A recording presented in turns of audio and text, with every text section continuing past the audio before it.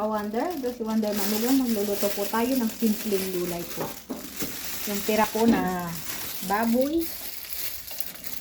Hindi natin isawag to. Ayan. Ayan. Tapos, ilalagay na po natin ang ating gulay. Gulay po to. Gulay ng Taiwan. Pero sa atin, wala po nito. Para po siyang sibuyas. Pero sibuyas naman lang. Pero hindi po to sibuyas. Ayan. Igisa natin. Hindi na tayo maglalagay ng bawang. Ganyan lang po ang pagluto na. Ayan, mimix po natin. Lagyan po natin ng konting tubig.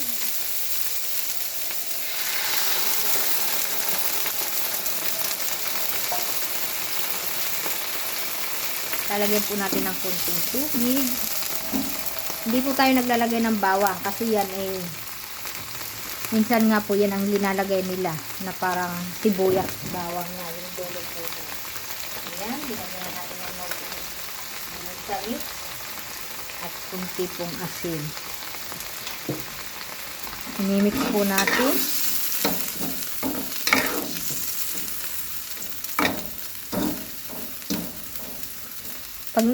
Pag yung pinakadulo po, pinakatangkay, pag medyo luto na po ay ilalagay po natin yung dahon. Ganyan lang po tayo magluto.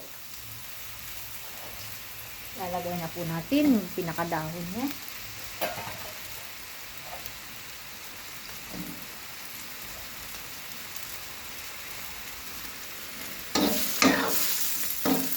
Mimix po natin.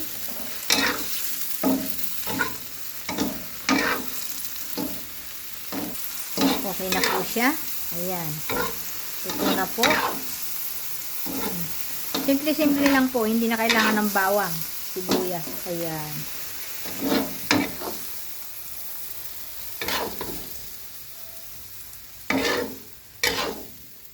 Ayan po.